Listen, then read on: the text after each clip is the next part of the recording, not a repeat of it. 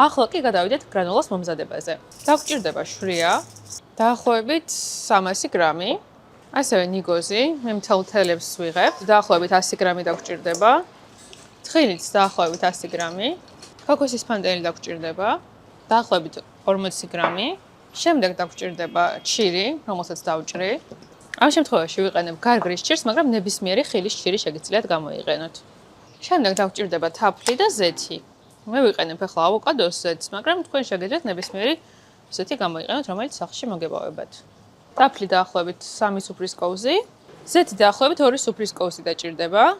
ახლა ამოურიოთ კარგად ეს ყველაფერი ერთმანეთს, რომ ეს წეპი ამასე შეიქმნას და შემდეგ უნდა მოვხალოთ ტაფაზე ან ღუმელში. ღუმელში ჯობია გამოცხობა 180 გრადუსზე დაახლოებით 12 წუთი. მაგრამ ვისაც ღუმელი არ გაქვთ, შეგიძლიათ ასევე მოთუშოთ ტაფაზე. გრანულას მოთუშვა ჭირდება ძალიან დაბალ ცეცხლსა დაახლოებით 10 წუთი და მუდმივად უნდა ურიოთ.